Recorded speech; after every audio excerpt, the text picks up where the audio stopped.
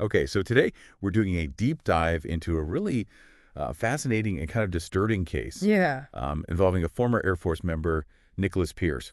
We've got his personal statement here, which basically lays out Yeah. his whole experience in the Air Force. And as always with these personal statements, it's like, Right. it's one person's account. But it gives you this little glimpse into this massive, Yep. system. So I'm really curious to kind of unpack this. One of the things that jumped out at me right away Right. is this thing called Operation Early Victor. He mentions he was deployed for it. And Yeah. I have no idea what that is. Oh, I interesting. tried to look it up online and couldn't find anything, so I'm really curious to get to that. Yeah, definitely. These personal statements, they're really valuable because they give you that ground level view. Hmm. The official reports and histories, those are important, but they often miss the nuances of individual experiences. Right, exactly. So let's start at the beginning. Pierce starts off talking about his training. He went to Lackland Air Force Base for basic training. Of course, yeah. Lackland, that's where pretty much everyone in the Air Force starts their journey. Right. Then he went to Shepherd for aircraft maintenance training. Makes sense. Shepard's known for its technical training programs. Yeah, then he went to Little Rock Air Force Base. So pretty standard training path, it sounds like. Yeah, very typical for someone specializing in aircraft maintenance. But then he describes this really troubling experience at Lackland. He says he was sexually harassed. Oh, wow. Yeah.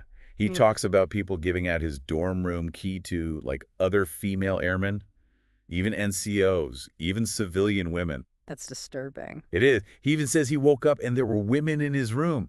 Like, that's crazy. That's a serious breach of security and privacy. Right. And the thing is, he reported these incidents to senior NCOs, and nothing was done. That's a huge red flag. It raises questions about the leadership and the culture at Lackland at that time. Were they turning a blind eye to these issues? Were people afraid to speak up? It's really concerning. And unfortunately, it didn't get better when he was assigned to Eglin Air Force Base. Really? Yeah. He describes the hazing there escalating to physical violence. Oh, no. How so? Well, he talks about being tripped, punched. At one point, he was even hit with a power cart tongue ring. He says he still has a scar from that. Wow, that's brutal. That goes way beyond any kind of harmless prank or initiation ritual. That's straight up assault. Exactly. And the most shocking thing is that while he was deployed for this Operation Early Victor, a staff sergeant stabbed him in the Achilles tendon. Stabbed him. Are you serious? Crazy. Right. And we still don't know anything about this Operation Early Victor. It's like it's completely off the grid. That's strange. It might have been a classified operation or maybe just a smaller, lesser known one. But regardless, the fact that this happened during deployment adds another layer of complexity. Deployments are already incredibly stressful, and this just makes the whole situation even more volatile. Yeah, it's like a pressure cooker. Yeah. But wait, there's more. Pierce then goes on to describe this incident involving Senior Airman Kyle Hoffman. So apparently, Hoffman gave Pierce's phone number to an underage civilian girl. An underage girl. How did that even happen? Well, it sounds like this girl was the daughter of an active duty technical sergeant who was, for some reason, allowed to hang out in the unit's tool room pretty frequently.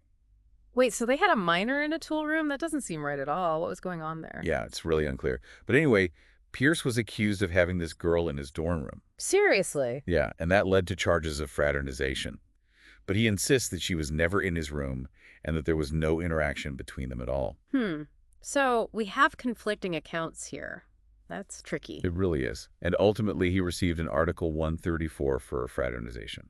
Article 134, huh? That's the one they call the general article. Covers a pretty wide range of offenses, things that aren't specifically addressed in other parts of the Uniform Code of Military Justice. I see. So it's kind of like a catch-all? Yeah, you could say that. It's meant to maintain order and discipline, but it can be a bit vague, which sometimes leads to questions about how it's applied. Makes sense. So Pierce got hit with this Article 134 and ended up with a general under honorable conditions discharge. A general under honorable conditions discharge. That's not the worst kind, but it's not great either. It can definitely have an impact on someone's life after the military. Definitely. And Pierce mentions that his JAG officer advised him to just take the deal and go live your life. It makes you wonder if he was truly innocent. Why would he take the deal? That's a good question. It could be that the JAG officers saw the writing on the wall and knew that fighting the charges would be an uphill battle. Or maybe Pierce was just exhausted from the whole ordeal and wanted it to be over. Yeah, I can see that. It's easy to imagine feeling completely overwhelmed in that situation. So let's take a step back and look at the big picture here. We've got hazing, violence, questionable accusations, a plea deal that might not have been just. It's a lot to process. It really is. And what strikes me is how this case highlights the complexities of military culture. There's this intense pressure to conform, to fit in, and sometimes that can lead to people turning a blind eye to things they know are wrong. Right, exactly. It's like this whole system of power dynamics that can be really difficult to navigate. And when you add in the stress of deployments, the potential for things to go wrong increases exponentially. Absolutely. So what do we make of all this? I mean, we have Pierce's account, which is obviously very personal and subjective. Right, and we need to acknowledge that. We're only getting one side of the story. But even so, it raises some important questions about how we address issues like hazing and misconduct in the military. Yeah. How do we ensure that people feel safe speaking up? How do we hold those in power accountable? And how do we create a culture where everyone feels valued and respected, regardless of rank? Those are the big questions we need to be grappling with. For sure. I mean, at the end of the day, these are real people's lives we're talking about. Yeah, And we owe it to them to do better. couldn't agree more. Well, I think this has been a really insightful deep dive. It's given us a lot to think about. Yeah, definitely.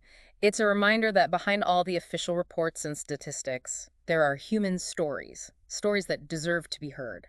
That's a great point. And it makes you wonder how many other stories like Pierce's are out there, stories that haven't been told. Yeah, it makes you think. Well, on that note, thanks for joining us for this deep dive. We'll see you next time.